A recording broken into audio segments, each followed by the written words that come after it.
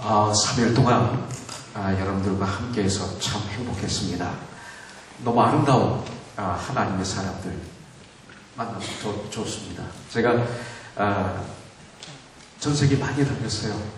그리고 그곳에 있는 우리 한인교회들이 있는데 이렇게 아름다운 교회가 많이 없어요, 사실. 참 여러분들은 아름답고요. 비록 지금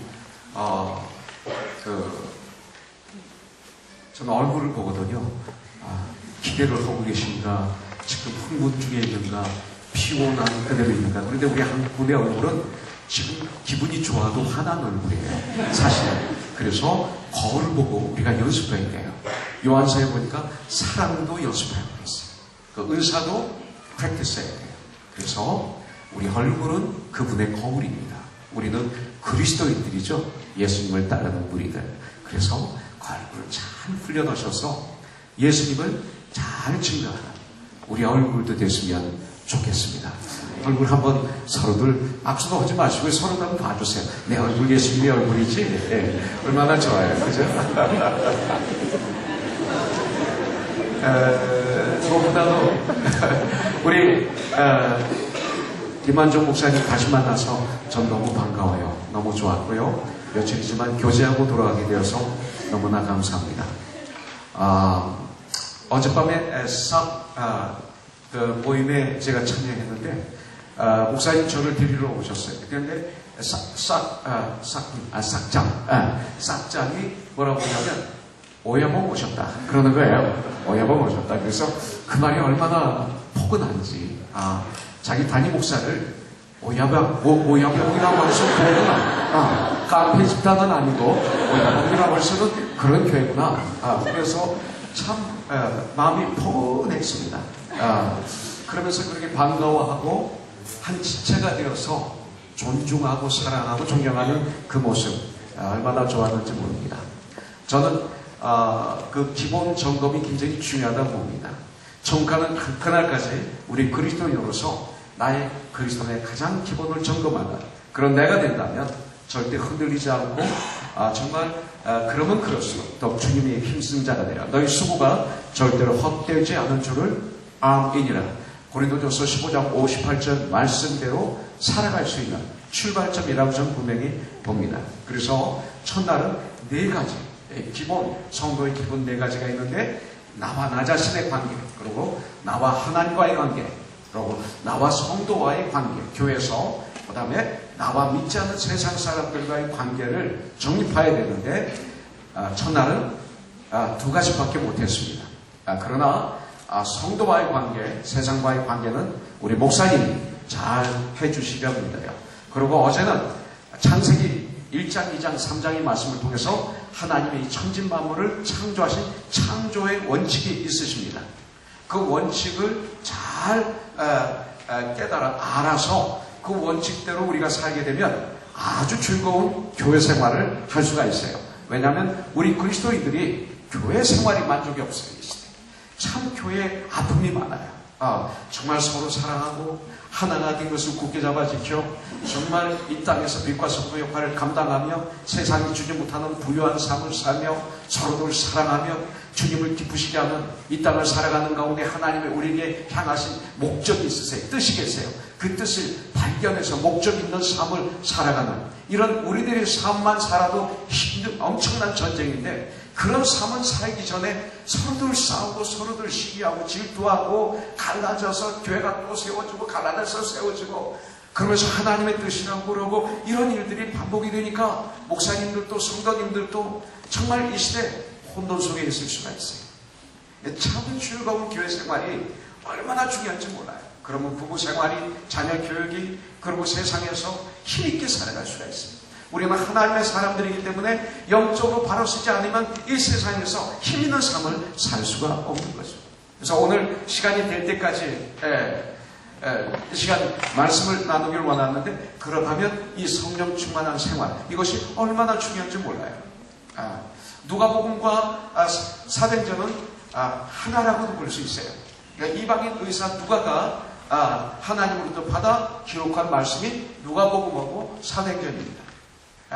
그래서 이 누가복음은 성령이 임하실 때까지 너희는 이 성에서 기다려라 로 마무리되는 거죠.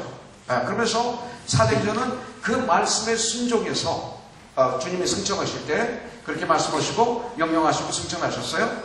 그때 고린도전서 15장에 보면 형제가 500명이라고 했어요. 그런데 사도행전에 보면 500여 명의 제자들이 보는 가운데 누가복음에 보면 승천하십니다. 근데 500명 중에 380명은 눈으로 보고 주님부터 음성을 들었지만 불순종하고 세상을 향해서 떠나죠. 그 중에 120여 명만 주님의 말씀에 순종해서 예루살렘에서 모여서 성령의 충만함을 기다리는 장면이 바로 사도행전의 출발입니다. 그러면서 사도행전 1장을 보면 어떻게 성령 충만함을 받을 수 있는지 거기 기록이 되어 있어요. 그리고 2장 1절에 보면 오순절 성령의 충만함이 그들에게 아침에 임하게 되면서 소동이 일어납니다. 전 세계에서 6월절을 지키러 왔던 유대인들, 이방인 또 유대교인들 그들에게 소동이 일어났죠. 그때 그 유대인 중에 비방하는 사람이 있었어요. 저들이 술에 취했다. 그러니까 베드로는 우리는 술에 취한 것이 아니라 아침 9시인데 어떻게 우리가 술에 취할 수 있느냐? 우리는 성령의 충만함을 받았다 하면서 요엘서 2장 28절부터 32절을 인용해서 우리가 성령 충만함을 받은 것을 증명합니다. 그러니까 37절에 보니까 유대인들이 떨면서 두려워하면서 형제여 어찌할꼬 그럽니다. What shall we do, my brother? 이렇게 얘기합니다. 그러니까 38절에서 회개하고 예수의 이름으로 침례를 받고 죄사함을 받으라. 그러면 성령을 선물로 받으리라. 그러면서 성령 충만함을 받고 그리고 그날 예수 영접 본분이 한 3,000명이 넘어요. 그 정도 돼요. 그러면서 예루살렘 그 가정교회로 뿔뿔이 흩어져요. 이분들이 모여서 예배드릴 수 있는 장소는 없어요. 그 당시 그걸 허락도 안 했어요. 그래서 그렇게 예루살렘 성에서 함께 매일마다 모여서 예배를 드릴 수 있는 그런 곳이 없습니다. 그리고 핍박이 있었죠. 유대교가 허락을 안 합니다. 그래서 그들은 가정교회로 흩어져서 뿔뿔이 흩어져서 예배를 드리는데 그들의 모습, 그 성령 충만함을 받은 그들의 모습이 사도행전 2장 42절부터 43절부터 47절까지 나오는 것을 볼 수가 있어요. 이것이 이 시대 우리의 교회가 되어야 됩니다. 그래서 교회의 와드를, 교회는 이런 곳이다, 교회는 이렇게 되어야 된다는 것을 사도행전 2장 43절부터 47절에 우리에게 보여주고 있는 거죠. 이걸 위해서 우리는 전쟁을 해야 됩니다. 첫날도 말씀드렸지만 하나님이 우리에게 원하시는 것은 하나가 된 것을 굳게 잡아 지키는 것입니다. 예수님이 십자가에서 죽으시고 부활하시고 승천하시고 성령이 임하시고 교회가 이루어졌습니다. 저와 여러분들이 우리가 교회입니다. 우리가 그리스도의 몸이죠. 머리는 예수 그리스도이시고. 그러면서 우리는 이제 하나가 되었습니다. 그러나 예수님이 마지막 기도에는 어떻게 기도한 것이냐면 요한복음 17장 21절에 보면 아버지와 아들이 하나가 된 것처럼 저들도 하나가 되게 하여 주셔서 세상 사람들이 아버지께서 아들을 이 세상의 구원자로 보내신 것을 믿게 하여 주시옵소서. 이렇게 기도하고 계십니다. 마지막 기도가. 그런데 에베소서 4장 3절에 보면 이제 뭐라고 또 강조합니까? 교회. 에베소 보면 교회론이 나오죠. 그런데 이 4장 1절부터 3절은 아주 중요합니다. 3절에 보면 성령이 하나 되게 하신 것을 힘써 잡아 지키라. 이렇게 성경은 말씀하고 있어요. 그래서 여러분들이 정말 예수님을 나의 구세주로 주인으로 영접해서 본어겐 그리스도인들, 천국의 백성이 됐다면 이제 우리는 하나가 되기 위해서 노력하는 것이 아니라 뭐예요? 이미 성령님이 하나가 되게 해 주셨어요. 우리가 몸이에요. 몸이 분리가 될 수 있나요? 눈과 코가 분리가 될 수 있나요? 우리는 한 몸이에요. 이미 한 몸이 되게 해주세요. 묶이는 거예요. 이런 기도를 우리는 할 수가 없죠. 하나가 된 것을 굳게 잡아 지키게 하여 주시옵소서. 근데 그것은 언제 이것이 가능한가? 바로 성령 충만할 때 가능한 거예요. 여러분들 이 성령 충만함이 아주 중요해요. 예수 안 믿는 사람은 전쟁이 하나밖에 없어요. 생존 경쟁의 전쟁. 이것밖에 없어요. 육신을 위한 전쟁. 다른 전쟁 없습니다. 그러나 예수 믿는 우리들은 전쟁의 두 개예요. 우리도 육신을 가졌기 때문에 똑같이 생존 경쟁의 전쟁을 해야 돼요. 우리 열심히 성경적으로 돈을 벌어야 되고 열심히 공부도 해야 되고 이거 게으르하지 마세요. 예수 믿으면 포기하지 마세요. 오히려 예수를 믿으면 이 세상에서는 나의 모든 일이 완전히 가치가 바뀌어지는 거예요. 그래서 그곳에서 빛과 소명의 직분을 감당하는 거예요. 그래서 열심히 벌으시고 열심히 공부하시고 명예도 얻으시고 권력도 누리시고 다 하세요. 그러나 그거에 대한 가치관이 바뀌는 것뿐이죠. 절대 포기하지 마세요. 네.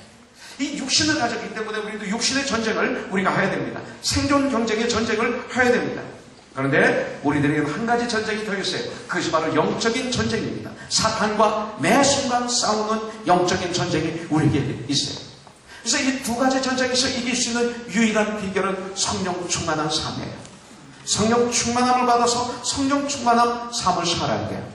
그렇다면 성령 충만한 생활이란 뭘까요? 여러분들 사도행전 1장 13절에 보니까 정말 기사와 표적이 일어나고 방언을 하니까 그 방언이 전 나라 각기 자기 나라 말로 알아듣고 이런 이상한 현상이 일어났어요. 그런데 그들이 비난합니다. 저들이 술에 취했다. 13절에 보니까 15절부터 16, 17 21절까지 보니까 뭐라고 해요? 우리는 성령의 술에 취한 것이 아니라 성령의 충만함을 받았다. 그러면서 요엘서를 인용합니다. 술에 취한 사람의 특징이 뭡니까? 에베소서 5장 18절에 보면 술 취하지 말라. 이는 방탕한 것이니 오직 성령의 충만함을 받으라. 이렇게 말씀하고 있어요. 자, 에베소서 5장 16절에 보면 세월을 아끼라 때가 악하니라고 있습니다. 여러분들 우리가 사업을 망하면 회복할 수 있는 기회가 있어요. 친구 간의 관계가 깨져도 회복할 수 있는 시간이 있어요. 그러나 시간은 흐르면 다시 오잖아요. 그래서 성경은 시간을 아끼라고 했어요. 때가 악하다. 그러면 시간을 어떻게 아껴요? 성령이 답이 있어요. 생각하지 마세요. 성경은 뭐라고 말씀하시는가? 17절에 보니까 예수님께서 너에게 향하신 뜻이 무엇인지 깨달아 아는 게 세월을 아끼는 거예요. 그럼 주님이 나에게 향하신 뜻이 뭐니까 18절에 술 취하지 않는 거예요. 이건 방탕한 것이니 오직 성령의 충만함을 하더라. 이렇게 말씀하고 있어요. 술 취한 사람의 특징은 자기밖에 몰라요. 자기만 자랑해요. 나를 공격하고 나를 무시하면 견디지 못해요. 예수 믿는데도 그런 사람이 있습니까? 술 취한 사람, 방탕한 사람. 이러지 말라 이거예요. 이러지 말라. 오직 성령의 충만함을 받으라. 성령 충만함을 받으면 어떻게 됩니까? 나를 자랑하는 사람이. 여러분들 우리 모두 다 각자 자기를 자랑하고 살고 있잖아요. 저는 못합니다. 제가 어떻게 그런 걸 해요? 근데 속은 뭐라 그래요? 나 밖에 없지. 그런 분들이 많잖아요. 저도 가끔 그래요. 그러고 회개하죠. 그런데 여러분들 성령 충만함을 받으면 내가 과거에 이런 죄인이었어. 내가 이렇게 실수하고 말만 하면 이랬고 말이야. 이런 엉터리였는데 내가 예수 믿고 주님의 은혜로 이렇게 바뀌었어. 그래서 내 안에 예수님이 살아가심으로 내가 승리하는 삶을 이제 살 수 있지 하면서 예수님을 자랑하고 찬양하고 정말 나를 살려주신 나 같은 죄인을 구원해주신 그 예수님의 은혜를 찬양하는 거죠. 예배드리는 거죠. 그래서 19절에 보니까 시와 찬미와 신령한 노래로 하나님께 어떻게 해? 너의 마음으로 노래하며 그리고 찬송하며 20절에 범사에 감사하며 21절에 보니까 그리스도를 경외함으로 휘차 복종하라. 성령 충만함을 받으니까 이런 일이 일어나요. 나를 자랑하던 자들이 주님을 찬양하고 어떻게 돼요? 범사에 감사하고 성령 충만할 때 일어나는 현상입니다. 범사에 감사하고 그리스도를 경외함으로 이제는 피차 복종하라. 와, 이런 사람으로 바뀌는 것이죠. 그렇기 때문에 우리는 성령 충만함을 받아야 되는 거예요. 그러면 어떻게 우리가 성령 충만함을 받을 수 있는가? 성경에 다 있어요. 사도행전 1장의 말씀을 보면 돼요. 1장대로만 하면 돼요. 그리고 이것을 구약의 요엘서 2장 28절부터 32절에서 이미 주님은 약속하셨어요. 한 700년 때 이미 오래전에. 거기서 말씀하고 있는 것을 볼 수가 있어요.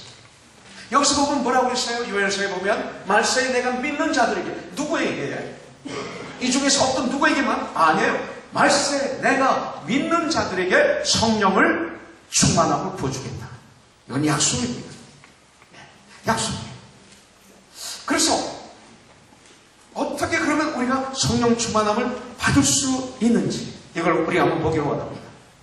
성경의 대로 보면 돼요. 그 사도행전 1장을 보면 되는 거예요. 거기 보면 1장 4절을 보니까 예루살렘을 떠나지 말고 내게 들은 바 아버지의 약속하신 것을 기다리라. 하나님의 약속을 기다리는 거예요. 하나님의 말씀하신 약속을 기다리는 거 뭐예요? 순종하는 거예요. 기다리는 순종을 하는 거예요. 이 순종은 어려운 거 아니에요. 안식일에 걸어갈 수 있는 거리 정도. 누구든지 맘만 먹으면 순종할 수 있는 순종. 내 힘으로는 아무것도 못해요. I'm nothing이에요. 그러나 in Christ, 나는 주님 안에서 할 수 있어요. 근데 주님이 명령하시는 이 순종은 우리가 할 수 있는 것. 이 순종을 요구하시는데 기다리는 거 할 수 있는 거예요. 힘들지 않아요. 약속하신 성령 충만함을 받기를 이곳에서 기다리라.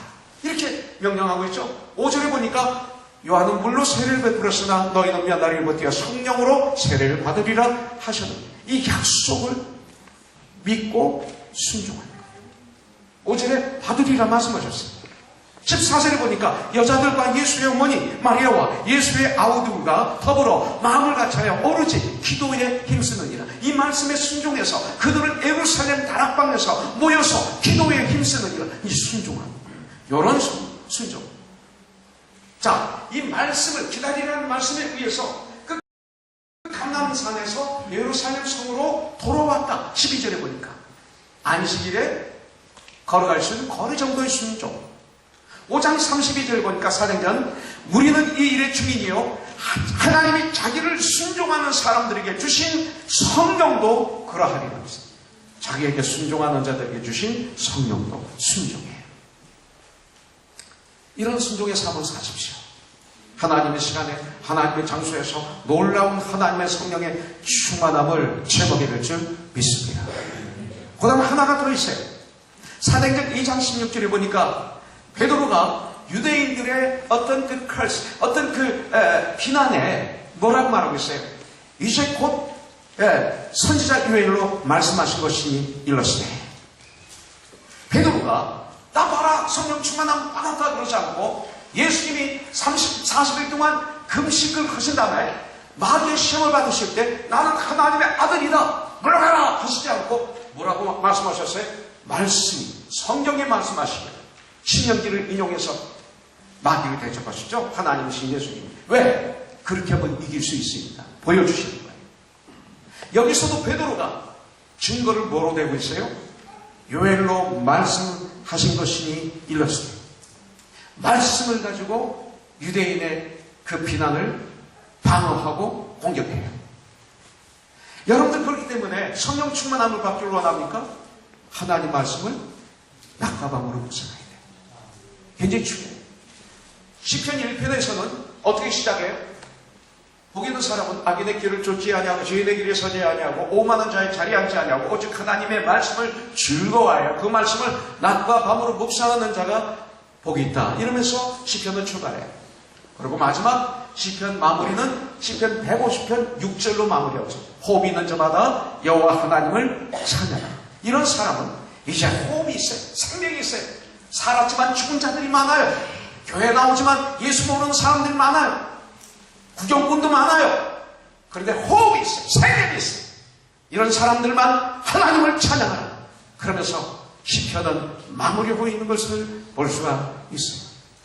여러분들 하나님 말씀으로 내 안에 충만하지 않으면 하나님을 찬양할 수 없어요. 찬양은 누가 해요? 성령 충만하야만이 할 수가 있어요.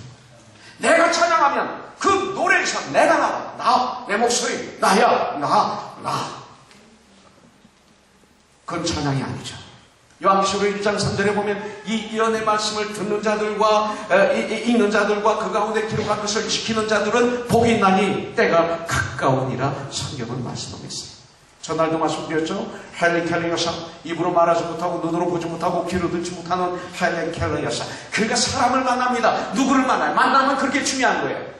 셜반이라는 가정교사를 만납니다. 이 만남 때문에 헬렌 켈러에 놀라운 변화가 일어납니다. 우리 목사님을 여러분들이 만나서 난 분명히 앞으로 엄청난 축복을 누릴 수 있다고 전 분명히 믿습니다. 귀한 목사님이에요. 헬렌 켈러 여사가, 소녀가 소망이 없었던 절망 속에 있었던 헬렌 켈러가 이분을 만나서 펌프질을 통해서 알파벳을 배우게 되고 성경을 배우게 되고 기도를 배우게 되고 참 그리스도인됨으로 말미암아. 그래서 나중에는 마태, 마가, 누가, 요한을 183독을 했어. 더듬으면서. 그랬더니 눈으로 뜨고 보고 입으로 말하고 귀로 듣는 이 세상의 수십억의 인구들에게 도전을 준 하나님의 딸이 됐잖아요. 누구를 만나는가 중에 혈관을 만났더니 예수님을 만나게 되고 예수님의 사람이 되니까 세상의 빛과 소금이 된 거지. 이것이 바로 세상의 빛과 소금 아니겠습니까? 이런 사람이 우리가 될 수 있는 거예요. 여러분들 하나님 말씀을 낮과 밤으로 묵상하세요. 그 날짜의 잠언을 읽으세요. 시편을 5편씩 읽으면 좋습니다. 저는 오늘 아침에 시편을 읽었어요. 네. 오늘이 5일이면 곱하기 5, 25, 25, 24, 23, 22, 21, 21편부터 25편까지. 오늘이 10일이에요. 곱하기 5, 50, 50이죠. 50, 49, 48, 47, 46, 46편부터 50편까지. 이렇게 읽으시고, 그러고 난 다음에 창세기부터 요한계시록까지 무릎을 꿇고 읽으세요. 마음으로. 시편 잠언을 빼시고. 계속 시편 잠언을 읽으시면 1년에 12번 읽어요. 읽으세요. 그리고 시간도 한 번 읽으시고 큐티를 날마다 하세요. 저도 가끔 빠져요. 걱정하지 마세요. 가끔 못할 때가 있어요. 가끔 밥 못 먹을 때 있어요. 공부도 하고 연구도 했지만 제일 중요한 게 뭐예요? 밥을 갖다 놓고 연구만 하고 공부만 하면 배부릅니까? 영양가가 있습니까? 밥을 먹어야지. 밥 먹는 거와 연구하는 달라요? 밥을 먹는 건 공부가 아니에요. 이것은 삶이죠. 하나님 말씀을 먹어야 되는 거예요. 연구만 하고 있지 마세요. 그리고 공부만 하고 있지 마세요. 공부하고 먹어야 돼요. 이것이 삶의 실천입니다. 자, 또 뭐가 하나 있어야 돼요? 말씀으로 충만하세요. In His time, in His place. 하나님의 시간에 하나님의 장소에서 그 시간이 이 시간일지도 몰라요. 주님은 역사해요. 하나가 더 나와요. 38절에 보니까 뭐라고 그랬어요? 어떻게 보면 우리가 성령 충만함 받을 수 있느냐? 형제여, 베드로가 말합니다. 회개하고 예수의 이름으로 세례를 받고 죄 용서함을 받아라. 그리하면 성령을 선물로 받으리라. 뭐가 나와요? 성령 충만함을 어떻게 받아요? 회개하잖아.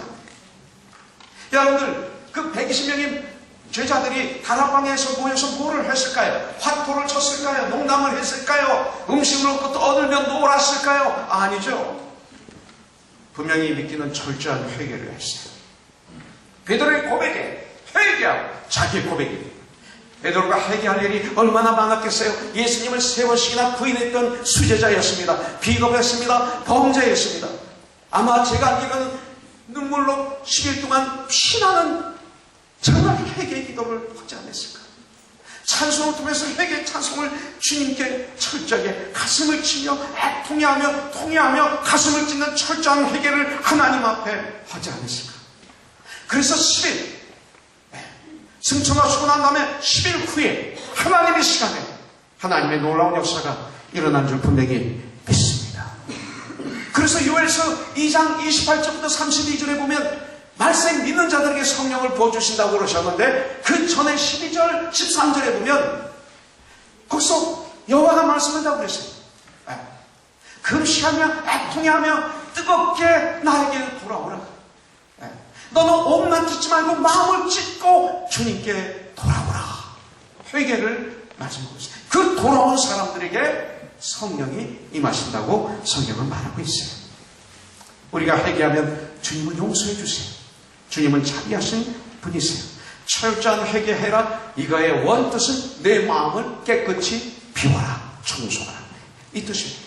회개를 통해서 우리는 깨끗하게 청소했어요. 절대 변명하는 사람 성령 충만 못 받아요. 절대 책임을 전가하는 사람 성령 충만은 못 받아요. 회개는 주님 앞에 내가 무릎을 꿇고 다시 돌아와서 제 현장에서 주님의 자리로 다시 돌아와서 주님 앞에 무릎을 꿇는 사람. 그리고 자기 죄만 주님께 자백하고 고백하고 애통해하고 가슴을 찢는 사람. 절대 남을 붙잡는 사람. 마르다가 마리아를 보다가 시험에 들었잖아요. 그렇다고 해서 밥하는 게 죄입니까? 아니에요. 밥해야죠. 밥해야 먹고 살죠. 밥을 하다가 마리아를 쳐다본 거예요. 주님을 쳐다보지 않고. 마리아가 더 좋은 걸 택했다. 그 얘기는 그거예요. 믿음의 죄요. 나를 온전히 하시는 예수만 바라봐야죠. 그때 놀라운 회개의 축복이 우리에게 임하는 줄 믿습니다. 우리가 행위를 통해서 예수를 믿고 영생을 얻지만 매 순간 나의 삶 속에서 성령님의 말씀을 읽다가 기도하다가 깨닫게 해주시면 그때 무릎을 꿇고 주님 앞에 철저히 신뢰하고 그리고 주님의 도우심을 요청할 때 놀라운 은혜가 임하는 거죠. 또 하나 마지막으로, 그러면 그렇게 하면 되는가? 아니죠. 철저하게 사모해야 돼요. 사모해야 돼요. 여러분들 세계적인 가수들이 콘서트를 할 때 보면요, 거기 들어가려고 몇 주 전부터 슬핑백을 깔아놓고 줄 서서 기다리고 있습니다. 얼마나 사모하는지 몰라요. 들어가면요, 그냥 그 안에 들어가서 그냥 시작도 하기 전에 흥분해가지고 막 소리 지르고 야단입니다. 그러다가 이제 시작할 시간이 되면 조명이 켜지고 그냥 앞에서 파이어웍이 뻥 터지고 그 다음에 소리가 점점 커지면서 그 다음에 그 주인공이 등장하면 하다가 여자들은, 소녀들은 거품을 먹고 뒤로 기절합니다. 기다리다가 드디어 그 시간이 되면 예수님 때문에 여러분들 기절해 보신 적 있어요? 너무나 좋아서, 너무나 감사해서, 너무나 감격해서 정말로 기절해 보신 적이 있어요. 우리가 주님을 믿는다면, 주님을 사랑한다면, 주님이 나의 구원자라면, 주님이 나의 주인이라면 그 정도 있어요. 기절은 하지 않더라도 그 정도 감격이 있어야죠. 그 정도 사모해야죠. 그들보다는 더 사모해야죠. 그래서 마태복음 7장 7절부터 8절을 보면 구하라 그러면 주실 것이요, 찾으라 그러면 찾을 것이요, 문을 두드리라 그러면 너에게 열 것이니 구하는 이마다 얻을 것이요, 찾는 이가 찾을 것이요, 두드리에게 열 것이니라. 누가 가들이 생선을 달라면 정갈을 주며 누가 가들이 떡을 달라면 돌을 줄 사람이 있겠느냐. 하물며 악한 자도 자기 자녀에겐 좋은 것을 줄 줄 알거든 하늘에 계신 너희 하나님 아버지께서 너에게 가장 좋은 것을 주시지 않겠느냐. 그 가장 좋은 것이 뭐예요? 우리는 내가 필요한 걸 가지고 이 말씀을 붙잡고 기도하죠. 근데 누가복음, 여러분들 누가복음 11장 18절부터 8절부터 13절에 보면 똑같은 말씀이 나와요. 근데 마지막만 달라요. 하물며 하늘에 계신 너희 아버지께서 너에게 성령을 주시지 않겠느냐. 우리 예수 믿는 자에게는 가장 귀한 것이 성령의 기름부으심입니다. 이것을 우리가 삼아야 될 줄 분명히 믿습니다. 우리가 왜 성령을 받아야 됩니까? 우리가 죄를 회개하고 예수님을 내가 나의 구세주로, 나의 주인으로 영접하는 순간 내 마음속에 성령님이 임하십니다. 영접하는 자, 곧 그 이름 믿는 자에게는 하나님의 아들들에게는 권세를 주셨다, 이렇게 말씀하고 있어요. 우리 주님이 나와 함께 가십니다. 그러나 그것만 가지고는 우리가 승리하는 삶을 살 수가 없어요. 성령님이 나의 삶 전체를 주관해서 나를 통해서 역사하시는 이 능력을 우리가 체험해야 되죠. 이것을 성령 충만한 체험이라고 해요. 우리가 왜 간단히 성령 충만함을 받아야 되는가요? 사복음서에서 나오는 베드로와 사도행전 2장에 나오는 베드로를 이렇게 비교해 보면 됩니다. 마태복음 16장 16절에 보면 가이사랴 필리포에서 예수님이 제자들에게 질문하십니다. 너희들은 나를 누구라고 믿느냐? 베드로가 말합니다. 주는 그리스도요 살아가신 하나님의 아들이십니다. 네가 마음으로 믿어 입으로 시인하면 구원을 얻었고, 로마서에 남아있죠. 분명히 신앙 고백을 했습니다. 주님은 말씀하셨어요. 너처럼 신앙 고백하는 사람으로 내가 겨울에 이 땅에 세우겠다 말씀하셨어요. 그렇지만 여러분들 마태, 마가, 누가, 요한을 보십시오. 그리고 사도행전 2장 14절부터 38절까지 여러분들 베드로의 설교를 한번 비교해 보시기 바라겠습니다. 오순절 마야나에서 성령 충만함을 받은 후와 받기 전을 비교해 보십시오. 베드로가 얼마나 많이 변했는지 모릅니다. 예수님을 3번 부인했던, 비겁하고 비열했던 베드로가 여러분들 여기서 어떻게 설교합니까? 너희들이 술에 취했다라는 그 비난을 받고 어떻게 합니까? 담대했습니다. 권위가 생겼습니다. 배짱이 있었습니다. 설교를 열정적으로 했습니다. 생명이 두려워서 예수님을 부인하는 자가 그렇게 교회 생활하고 그렇게 목회하는 분이 이 세상에 얼마나 많이 있는지 아십니까? 그것은 성령 충만한 거 아닙니다. 이랬던 사람들이 이제 생명을 걸어놓고 설교를 했던 것은 성령 충만한 체험을 하고 난 다음에 베드로는 달라졌어요. 성령 충만한 체험을 하고 난 다음에 베드로는 완전히 달라졌어요. 우리에게 성령 주시는 이유가 뭐예요? 이 땅에서 성령을 받아야만이 우리가 부유한 삶을 사는 거예요. 나는 여러분들이 좋은 옷을 입는 것 찬성해요. 싸구려 옷을 매일 사서 계속 바꿔 입으면 그 경제적으로 안 좋아. 좋은 거 사서 평생 입으면 더 경제적이야. 그러니까 우리가 보는 관점이 달라져야 돼요. 내가 어렸을 때 목사님은 가방도 부러찢어서 기어가지고 들고 다니셨어요. 그거 위선이에요. 그런 짓 하지 마세요. 나는 우리 예수 믿는 사람은 돈 있으면 좋은 차 타세요. 그래서 정말 여기 속도 마음대로 나갈 때 여기 한번 와가지고 렌트카를 했는데 조그만 차를 렌트카를 했어요. 아끼느라고. 그러다가 얼마나 고생했겠어요. 그 다음부터 우리는 오면 좋은 차를, 생명이 더 중요한데, 내 생명이 더 중요한데, 하나님의 일을 해야 되는데, 그래서 그래도 좋은 차 해서 우리들은 오면 항상 렌트카를 해가지고 우리는 다녀요. 그러면 목사님들한테 너무 부담을 안 줄 수 있고 성도들에게 부담을 안 줄 수 있잖아요. 이번에는 목사님에게 조금 부담 주느라고 금요일날 리턴했지만 파리에서 렌트카 해가지고 올라와서 리턴했어요. 여러분 하세요. 그런 거 걱정하지 마세요. 그러나 여러분들 그 물질만 가지고 부여함이 오니까 가지면 가질수록 못 많지 않아요? 참 부여함이 언제 오는지 아세요? 성령의 충만함을 받으면 세상에 주지 못하는 이 부여함, 이 평화, 이 기쁨이 나에게 넘치는 거 아니야? 그것을 참 천국의 삶이라고 그러고 그것을 현재 구원을 누린다라고 말하고 있어요. 현재 구원을 누릴 때 하나님의 나라가 임한다 이렇게 표현이 돼요. 내 주님. 그 다음에 성령 충만함을 받아야 성령이 주시는 담량으로 예수는 그리스도라고 담대하게 외칠 수 있어요. 그래서 사도행전 1장 8절에 보면 오직 성령이 임하신 너희가 권능을 받고 예루살렘과 온 유대와 사마리아 땅까지 이르러 나의 주인이리라. 성령 충만함도 받지 않았는데 다니면서 증거를 하니까 하나님 영광 가리지. 거기서 예수님의 냄새가 안 나는 거예요. 예수님의 향기가 안 나는 거예요. 예수님의 목소리가 안 들리는 거예요. 예수님의 삶을 볼 수가 없는 거예요. 근데 내가 받은 대로 착각하고 다니면서 하나님 영광 가리는 것. 이거 아닙니다. 정말 성령이 나에게 임하시면 내가 예수의 편지가 돼. 예수의 향기가 돼. 예수의 대사가 돼. 화목케 하는 자. 정말 유익케 하는 자. 예수님이 그런 삶을 살고 Follow me 하고 가셨잖아요. 우리는 예수님의 제자들, 주님의 사람들, 주님의 자녀들. 할렐루야. 자, 성령 충만함을 받으면 우리에게 증거가 나타납니다. 증거가 나타나요. 사도행전 1장 8절에 보면 성령이 임하신 너희가 권능을 받고 그랬어요. 증거가 나타나요. 여러 가지 은사로 나타날 수 있어요. 사도행전 2장 4절에 보니까 저들이 성령 충만함을 받으니 방언이 터졌다 그랬어요. 43절에 보니까 저들이 성령 충만함을 받은 다음에 능력을 받아 기사와 표적이 일어났다 그랬어요. 내일이 아닌 다른 것으로 나타나게 되어 있어요. 그것을 은사라고 얘기하죠. 기프트. 하나님 값없이 우리에게 주시는 기프트. 근데 로마서, 고린도전서 이런 데를 보면 우리에게 은사를 주는데 은사를 왜 주세요? 주의를 유익하게 하기 위해서. 그 은사는 주위에 유익을 줘요. 교회에 유익을 줘요. 건강을 주게 되어 있어요.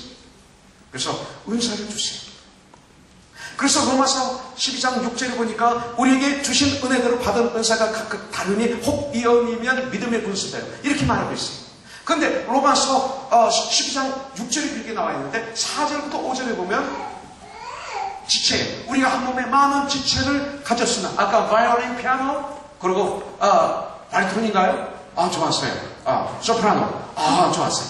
정말 미안해, 엔조이 있다고 그래서 미안해. 근데 하나님께 올려드리면서 나는 즐거워야죠. 기뻐야죠. 그렇죠? 찬송 들으면서 이렇게 있으면 고민이잖아요. 난 참 즐거웠어요. 은사면 소프라노 한 분이 여기서 피아노 치고 있고 바이올린 한 분이 냉기던 분이 누구예요? 그렇게 나오셔서 무엇이려고 나오시나 이렇게 봤어요. 왜 거기 나오시지? 왜 이렇게 했더니 이걸 남겨주시는데 전 지금까지 교회에 가서 이렇게 남겨주시는 분이 형제님이신 걸 난 처음 봤어요. 아마 남겨주실 그 자격이 있은 분이니까 남겨주셨을 거예요. 근데 남겨주신 분이 바이올린 하고 있고 그리고 바이올린 한 분이 남기고 있다고. 이거 웃기는 교회야. 이게 은사야. 이게 은사. 우리가 한 몸에 많은 지체를 했으나 이 모든 지체가 같은 직분을 가진 것이 아니니 이와 같이 우리 많은 사람이 그리스도 안에서 한 몸이 되어 서로 지체가 되었느니라. 이 지체가 은사예요. 은사. 하나님이 주신 은사. 내가 원해서 가는 거 아니에요. 하나님이 주신 걸 찾아야 돼요. 그렇기 때문에. 내가 이런 은사를 달라고 얘기하면 안 돼. 하나님이 이미 우리를 알아서 주셨어요. 나는 나를 잘 몰라요. 그걸 찾는 훈련을 해야 돼. 많이 실수할 수 있어요. 그러나 그건 실수가 아니라 은사가 아닐 뿐이에요. 은사 아니네. 실수 아니에요. 은사 아니, 실패 아니에요. 은사 아니, 또 추가해요. 은사 아니네. 이건 실패하네. 또 추가해요. 근데 이게, 하나님께 영광이 되고, 열매가 맺게 되고, 나눔이 되게 성장하고, 내가 눈의 자리에 있으면 눈이 안정이 오는 거죠. 그래서 로마서 12장에 보면 7가지 은사가 나오고 고린도서 12장에 보면 9가지 은사가 나와요. 에베소서 4장 11절에 보면 4가지 혹은 5가지의 직분의 은사가 나와요. 우리에게 은사를 다 주셨어요. 여러분들은 어떤 은사를 받았는지 알아야 돼요. 이것이 아주 중요해요. 여러분들이 정말 주님을 섬기고 싶으세요? 이 땅에서 빛과 소금의 직분을 잘 감당하고 싶으세요? 교회에서 행복한 믿음 생활을 하고 싶으세요? 은사를 발견해요. 내가 원하는 거 하나. 이 시대 교회는 사실은 직분을 2년, 3년마다 바꾸죠. 사실은 그게 성경은 없어요. 그러나 하세요. 이걸 교단법을 제가 바꿀 수는 없어요. 그러나 그렇게 좋은 건 아니에요. 은사는 그냥 그거 평생 하는 거예요. 성경은 그렇게 되어 있어요. 가만히 읽어보세요. 사실 이 시대 교회 사는 방법은 회사 방법이 많이 들어와 있어요. 우리는 가정이에요. 아들은 아들이고 딸은 딸이지. 3개월 아들하고 이제 3개월은 나갈게. 안 되는 거죠. 여러분, 왜 우리에게 성령 충만함을 주시고 왜 우리에게 성령의 권능, 은사를 주셨을까요? 은사를 다 적어놓고 분류를 해보면 2가지로 분류되죠. 하나는 전도, 하나는 섬김. 그래서 모든 은사는 복음을 증가하는데, 모든 은사는 섬기는데 사용되게 되어 있어요. 그래서 에베소서 4장 12절에 보니까 이는 성도를 온전케 하며 봉사의 일을 하게 하며 그리스도의 몸 교회를 세우게 하려 하십니다. 이렇게 말하고 있어요. 자, 마지막으로 우리가 지금 성령 시대에 우리가 살고 있어요. 그런데 사도행전 2장 42절이 전 43절에 있지만 42절부터 47절에 보면 성령 충만함을 받고 은사를 받은 다음에 이루어진 하나님의 교회의 모습은 어떤 모습인가 여기 나와 있는 거예요. 이런 모습으로 마당이 있어야 우리가 따라가죠. 이것이 교회의 참 모습이에요. 이 세상에 이런 교회가 세워질 수 있어요. 여러분들, 이것을 우리가 따라가야 돼요. 그래서 이 말씀을 통해서 또 분별도 해야 돼요. 성령의 역사인지 안경의 역사인지 이것도 분별할 수 있어요. 우리가 성령 충만한 삶을 살 때, 성령의 은사를 올바로 사용할 때 사도행전 2장 42절부터 47절의 현상이 나와요. 그러면 올바로 성령을 받은 거예요. 그걸 우리가 알아야 돼요. 이거 일어나지 않으면 성령 잘못합니다. 자, 46절에 보니까 어떤 말씀이 있느냐면 이런 말씀이 있어요. 날마다 마음을 갖춰야 성전에 모이기를 힘쓰고 집에서 떡을 뜨며 기쁨과 순전한 마음으로 음식을 먹고, 여기는 예배당은 비로소 드리기 때문에 싹 모임에 아름답게 모이시죠. 어쨌든 저희들이 떠난 다음에 늦게까지 아름다운 대화를 나누는 걸 알고 있어요.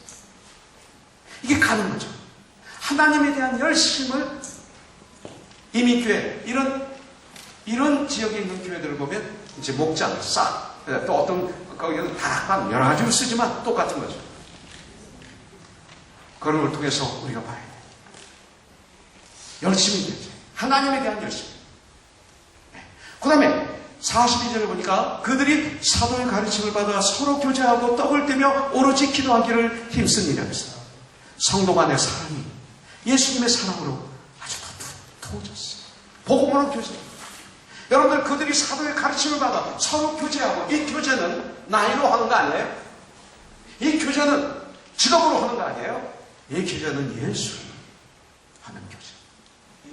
미국은 지금 1세, 2세 교회가 나눠져 있어요. 영어교회, 한어교회가 나눠져 있어요. 심지어 교회가 조금 더 크면 고등부 안에 한어부, 영어부가 있어요. 부목사들이 거기에 담당 목사로 와요. 그럼 그들은 교회 와도 남과 북이 멀듯이 서로를 만나지 않아요. 그럼 그 다음날 학교 가면 만나요. 교회에서는 안 만나요. 왜 교회가 그러는지 난 이해가 안 돼. 하나님을 굳게 잡아 지키려 했는데 왜 자꾸 갈렸는지. 제네레이션으로 가르고 언어로 가르고 전쟁도 해보지 않고. 왜냐하면 복음으로 교제하다. 복음으로 교제하면 남녀노소 어린이 어른 하나 된 걸 굳게 잡고 지킬 수가 있어요. 이 사랑이 일어나요. 제가 시간이 있으면 예화를 제 목회하는 과정에서 있었던 실수, 실패, 승리 예화를 좀 드리고 싶은데 그냥 넘어가겠습니다. 44절부터 45절에 보니까 자기 것을 팔아 가난한 자에게 먹여주고 살펴주고 나눠줬어요. 얼마나 팔았는지 몰라요. 분량만큼만 하면 돼요. 우리 믿음의 분량만큼만 내 것을 희생해서 예수님의 사랑을 전하는 거예요. 사랑을 나누는 데는 돈이 필요해요. 돈은 우리 있어요. 그 돈이 얼마만큼? 내가 있는 정도만큼만 합니다. 과거를 회상하지 마세요. 내가 과거에 그렇게 잘 될 때 내가 예수님이었다면 정말 주님 일을 많이 했을 텐데 이런 소리 절대 하지 마세요. 그거 하면 마귀가 딱 잡아먹어요. 지금이 중요해요. 지금 호주머니에 있는 너 10유로가 더 중요해. 그걸 보람있게 쓰라 이게. 지금 내가 가지고 있는 그 시간이 중요해. 지금 그 시간을 보람있게 쓰라는 거예요. 과거에 많이 있었던 거, 좋은 그 권력의 현장에 있었던 것만 기억하고 그 후회하면서 얘기하는 것은 주님의 일이 아니라 자기 후회하는 거예요. 절대 그러지 마세요. 얼마든지 할 수 있어요. 우리는 삶의 현장에서. 그죠? 아까 주부가 떨어졌어요. 이걸 내가 나가서 주워 드릴까? 어떻게 할까? 한데 목사님이 자꾸 참는 것 같아, 이렇게. 할 수 없이 내가 가서 이거 주워서 했더니 목사님은 마침 내려와서 딱 밑에서 마구 쳤지. 마치 결혼해서 그 새끼, 병아리가 태어날 때 우에서 콕콕 엄마가 그 병아리를 때린대, 결혼을. 그때 마침 동시에 밑에서 병아리가 나오고 싶다고 밑에서 때리는데 나 아까 그 생각했어. 우리 교회 딱 맞았는데 여기서 병아리 그 교환 생각을 했는데 병아리가 통 나오는 것 같아. 기분이 아무것도 아닌데 마음이잖아요. 그러면서 목사님 마음에 조금은 고마워하는 것 같아요. 푸근하잖아요. 그죠? 그렇지 않고 내가 이거 이렇게 떨어졌으니 아주 주소해 줘야 돼. 돈 하는 거야 앞에서. 이네들이 이러고 있으면 그 판단이죠. 그죠? 어두워지죠. 아무것도 아닌 거 가지고도 우리는 사랑을 나눌 수가 있어요. 얼마든지 그런 교회가 되는 거죠. 자, 47절 보니까 정상적인 성령 충만함을 바로 받고 그리고 성령의 은사를 바로 행할 때 어떤 일이 일어나요? 먼저 하나님께 영광을 올려드리는 그런 결과가 나타나요. 자, 47절에 말하고 있어요. 날마다 주님을 찬송하니 뭐예요? 하나님께 영광을 올려드린다. 하나님을 날마다 찬양해. 자기를 찬양하지 않아. 이제 하나님을 찬양해. 하나님께 영광을 올려드린다. 이런 일이 우리 삶 속에 일어나게 됐어요. 이것은 성령이 임하실 때만 가능해요. 하나님께 찬양을 올려드리는 사람들, 이런 사람이 돼야 돼요. 자, 그 다음에 보니까 날마다 주님을 찬송하니 뭐라고 했어요? 세상 사람들이 그들을 칭찬하네. 세상 사람들이 그들을 칭찬하네. 성령 충만함을 받은 교회는 세상이 칭찬하게 돼 있어요.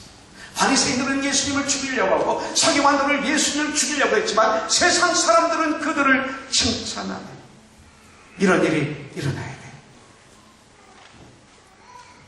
자, 5분 남았는데요. 제가 떠나야 돼요. 사실 비행기 때문에. 그래서 제가 지금 빨리 진행하는데 한 사람은 제가 소개해야 될 것 같아요. 우리 교회 김지웅 형제라고 있어요. 1.5세. 고등학교 1학년 때 미국에 왔어요. 이민 왔어요. 근데 그 가정에 아픔이 있었어요. 아버지가 먼저 미국에 들어오고 어머니가 늦게 미국에 들어온 바람에 어머니와 이 지은이 아들이 엄청나게 한국에서 고생했던 그 고생한 것이 있어요.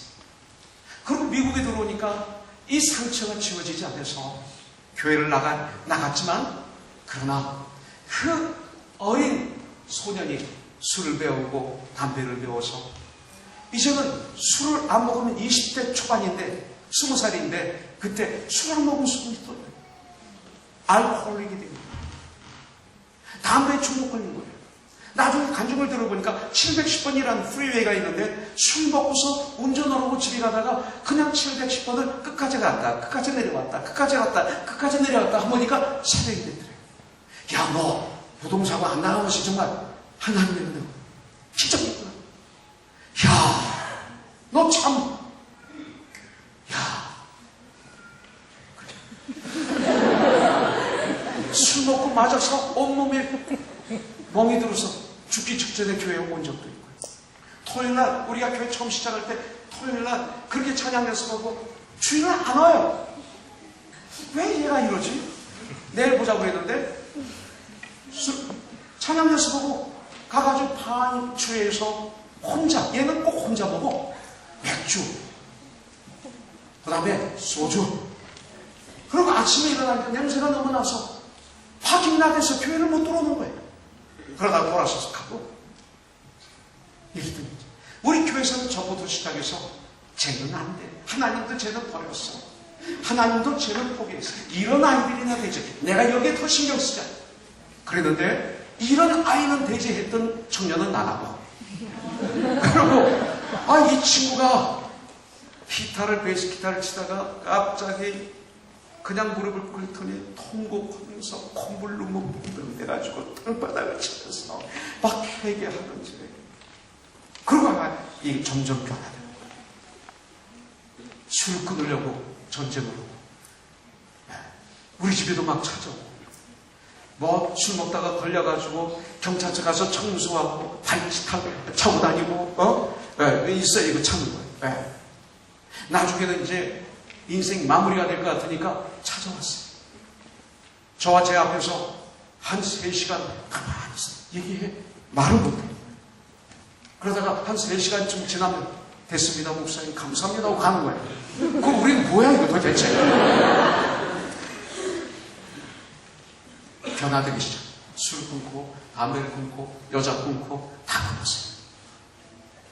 그러더니 변화되더니 형제가 우리 교회에서 참 걸어다니는 보증수표라는 이런 닉네임, 이런 별명을 가진 자녀가 결혼하였습니다. 그러고 난 다음에 이들의 삶은 달라졌어요. 2번 임신했는데 딸이 2명이고 아들이 1명이에요. 쌍둥이 딸, 지나치니. 어떻게 달려드는지 아세요? 이제는 결혼해서 살아가는데 화요일날 오전에 교회로 와요. 저희는 평신도 사역이 다 되어 있어요. 자기가 사역자래요. 회사를 가야 돼요. 브라더컴이라는 세계적인 그 컴퍼니입니다. 전자 컴퍼니. 퀄컴 다음으로 큰 거예요. 미국에서. 그래서 얼바인에 있는 캘리포니아 주립대학 안에 이 회사가 있고 집은 세리포스 쪽에 있고 우리 교회는 바닷가에 있어요. 삼각형으로 되어 있어요. 아주 멀어요. 근데 아침 회사를 안 가고 교회로 와요. 그래서 오전에 같이 스텝 미팅을 갖고 점심을 먹고 회사로 가요. 두렵죠. 저는 회사에서 빠야 될까 봐. 수요일 날은 일찍 회사에서 와가지고 예배를 다 준비하고 그리고 찬양 인도를 하고 저녁이 다 끝나면 저희가 떠날 때까지 기다렸다가 지금 와이프 두 아들, 한 아들, 딸 다 저희 떠나는 걸 보고 또 가요. 금요일 날도 일찍 와요. 왜? 금요일 날 저녁에 성가대 연습이 있기 때문에. 우리는 찬양팀이 성가대 들어가지 않으면 안 돼요. 같이 찬양을 해요. 하나됨을 지키기 위해서 전쟁을 해요. 그래서 성가대 연습 끝나면 9시부터 그때부터 11시까지 찬양팀이 연습해요. 이렇게 시간을 보내요. 근데 저는 어느 날부터 교회 건물을 구입하고 난 다음에 몇 년 후부터 제가 매주 금요일마다 교회에서 잤어요. 제 방에서 이렇게 슬리핑백을 깔아놓고 잤습니다. 그랬더니 어느 날 이 친구가 슬리핑백을 짊어지고 교회로 왔어요. 금요일날. 너 왜 왔니? 그랬더니 집에서 쫓겨났대요. 왜? 자기 아내가 목사님이 교회에서 자는데 너 남편하고 왜 집에 와? 너도 교회 가. 쫓겨난 거예요. 그래서 교회 와서 금요일날 저거 같이 다른 데서 이렇게 방을 줘가지고 자기 시작한 지 지금 17년 됐어요. 매주 금요일 교회에서 자요. 그러면 가정이 깨질 것 같죠? 아니 어느 날 보니까 그 미셸 와이프 지나치니 요만한 아이들 그리고 진우 슬리핑백이 큰 거 작은 거 아주 작은 거 들고 쪼르륵 왔어요. 마지막 금요일날. 너 이거 어떻게 온 거야? 매달 마지막 금요일은 교회에서 캠핑 오기로 했대요. 그래서 교회에서 같이 유학 안에서 히터를 켜놓고 쫙 자. 지훈 앉아요. 앉아고 뭐 그 당시에 컴퓨터 한 50대 있을 때였어요. 지금 컴퓨터가 그렇게 필요 없는 시대.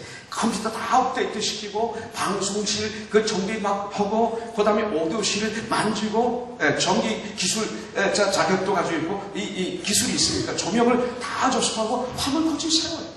제가 아침 5시 반에 일어나서 이제 예배를 인도하고 아침에 가면 이 형제가 벌써 다 비디오, 멀티미디어실, 오디오실, 그걸로 조명 다 켜놓고 찬양 인도하고 있어요. 토요일 날은 주일 예배를 오후 늦게까지 준비하고 제가 가는 거 보고 집에 가요. 그리고 매번 성교 갈 때는 거진 일본어로 등록을 해서 지금까지 성교를 빠진 적이 거의 없어요. 2년마다 한 번씩 성교를 가는데 한 번은 터키에 우리가 터키 성지순례를 떠났어요. 터키 그리스. 그때 또 신청한 거예요. 가슴이 덜컥하는 거예요. 이러다가 빠야 되는 거 아니에요. 아니나 다를까 이 부인이 기도 제목에 뭐라고 나왔냐면 우리 남편이 돌아왔을 때 회사의 책상이 그냥 있게 해주세요. 갔다 왔어요. 전 걱정이 되는 거예요. 지웅이랑 교회만 오면 이렇게 보는 거예요. 근데 얼굴이 어두워요. 그러면서 머리를 긁으면서 저한테 왔어요. 목사님 그러는 거예요. 가슴이 덜컥. 그래서 말해봐. 목사님 그러는 거예요. 아니 말해봐. 그랬더니 연봉이 올라갔어요. 그러는 거예요. 연봉이. 야, 너 같은 놈 어떻게 연봉을 올려주는 회사가 있느냐? 글쎄, 저도 그게 하도 희한해서 물어봤다는 거죠. 그랬더니 단기 선교하는 건 내가 회사에 입사할 때 회사하고 약속이었기 때문에 당연히 가야 된다. 내가 화요일날 교회 가는 거 알고 늦게 오는 거 알고 수요일날 일찍 가는 거 알고 금요일날 일찍 가는 거 안다. 그래서 우리는 너를 주시해서 만나. 네가 화요일날 늦게 오면 늦게 오는 것 이상으로 회사에서 열심히 일하는 걸 우리는 알고 있다. 회사에 어떤 프로젝트가 있을 때 남들은 집에 가기 위해서 발버둥 치는데 너는 며칠 밤을 회사에서 밤을 새면서 꼬박꼬박 새면서 연구하는 그 모습을 우리는 보고 있다. 내가 우리 회사에 있는 것에 대해서 아주 브라보. 그렇게 얘기했다고 그래요. 얼마나 감사하지. 성령 충만 받아서 교회만 살고 있고 교회만 있고 가정 문제가 있고 회사에 문제 있으면 어떡해. 회사에서 인정받는 자가 됐어요. 그래서 예수님의 빛을 비쳤어요. 크리스찬인 걸 알게 되고 교회 때문에 그렇게 늦게 오는 걸 다 아는 거예요. 그러면서도 연봉을 올려주고 직급을 올려준 거예요. 시니어 엔지니어. 가정이 예수 때문에 하나. 교회 생활이 얘들은 이 가정은 교회에서 놀이터가 얘들 거고 교회 건물이 이 가정 거예요. 이곳이 취미고 이곳이 운동이고 이곳이 여행이고 엔저이하는 거죠. 가정에 건강하게 살아가 있어요. 교회에서 인정을 받아요. 11조 그렇게 주일 아침에 찬양 인도하고 2부 인도하고 그 다음에 주일날도 저희가 떠날 때까지 교회 일하고 화요일 와서 일하고 수요일 와서 일하고 금요일 와서 일하고 금요일날 밤새우고 토요일날 하루 종일 일하는데 우리 교회에서 돈 많은 사람이 11조 하는 것보다도 거의 비슷해요. 상위 11조, 왜 저는 11조를 꼭 봐요? 목사기 때문에. 어떤 분은 안 보는 분이 있어요. 이거 안 보면 큰일 나요. 예수님이 그 회당 내려서 헌금함을 이렇게 보시다가 둘 랩돈을 헌금하는 과부를 칭찬하시잖아요. 목사가 헌금하는 걸 보다가 그분에게 아부하면 문제지만 헌금은 그분의 믿음과 같이 가거든요. 누가 11조 하는 거 알아야 되거든. 누가 헌금하는지 알아야 되거든. 누가 삶과 물질과 모든 게 같이 가는지 나는 알아야 되거든요. 그래서 이것이 다 전부 보고가 들어와요. 근데 정말 우리에게 어떤 부자만큼 해요. 참 이 젊은이가 이번에 우리가 암수 입사를 추천받았어요. 12명. 제 1호가 이 형제였어요. 저에게는 이 지웅 간사, 그래서 간사라고 지웅 형제, 유시현 자매, 이 둘은 저에게는 이 시대 브리스기와 길라와 아브라 그렇게 바뀌었어요. 성령이 임하시니까 많은 사람들이 그들을 제자해요. 회사에서도 인정, 교회에서도 인정, 가정의 회복. 이렇게 될 때 어떻게 됩니까? 마지막으로 47절 마지막에 주님께서 날마다 믿는 자들을 더하게 하신다. 더하게 하시는 거예요. 이런 귀한 교회, 저는 프랑크푸르트에 있는 우리 교회가 그런 교회라고 전 분명히 믿습니다. 이건 아부가 아니에요. 제 눈에 그렇게 보여요. 그 대신 우리는 전쟁해야죠. 할렐루야. 유학을 오셔서 얼마 있다가 떠나시더니 여러분들 돌아오신 분들, 나의 교회는 한국의 어느 교회 이런 생각하지 마세요. 여러분들 교회는 여기에요. 지금 여러분들 여기서 중국 가시면 여기서 나와야 돼요. 지금 목사님이 여러분들 여기서 미니스트리 해주고 있어요. 한국서 여러분들 못해. 그런 생각하지 마세요. 지금 현재 내가 믿음 생활하는 그 교회가 지금 현재 내 교회예요. 조금이라도 그 마음이 바뀌면 여러분들 성장 못합니다. 지금부터 그렇게 마음을 정하시고, 여기 계신 분들 안디옥교회, 필라델피아 교회, 서머나 교회 같은 교회가 되도록 행복한 희생, 행복한 전쟁을 하십니다. 유학생들도 여기 있는 동안은 이 우리 교회가 내 교회다 100% 믿고, 그리고 한국에 귀국해서도 나에게는 안디옥 교회 같은 우리 교회가 있다. 그럼 행복한 거예요. 할렐루야. 기도하겠습니다. 하나님 아버지 감사합니다. 3일 동안 주님이 빛값으로 사신 이 아름다운 교회에 와서 우리 김만주 목사님과 동역을 했습니다.